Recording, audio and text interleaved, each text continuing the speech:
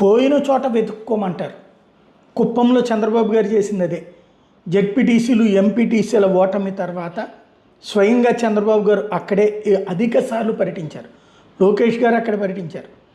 అట్లాగే ఇప్పుడైతే భువనేశ్వర్ గారు తరచూ అక్కడికి వెళ్తూ ఉన్నారు. మొన్న కూడా 3-4 రోజుల పాటు అక్కడే స్టే చేసి అక్కడ గుళ్ళల్లో దర్శనాలు, అందరితో మమేకం అవ్వడం అన్నట్టు.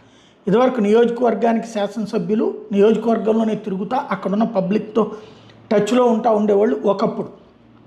ఆ తర్వాత కాలక్రమంలో ఆర్థిక లావాదేవీల వ్యక్తులు వచ్చి ఎమ్మెల్యేలు ఎంపీలు అవ్వడం వల్ల వాళ్ళు ఆ పదవిని కొనుక్కున్నాం, ఓటర్లకి డబ్బులు ఇచ్చాం, కొనుక్కున్నాం, మా వ్యాపారం మాదే, మళ్ళీ నెక్స్ట్ ఎలక్షన్స్కి డబ్బులు సంపాదించుకుంటావాలి కాబట్టి మేము ఆ పనిలో ఉంటాం అన్నటువంటి రూట్లో ఉంటున్నారు తప్పించి జనం సమస్యలు, జనం పక్షాన నిలవటం అన్నది కరువైంది.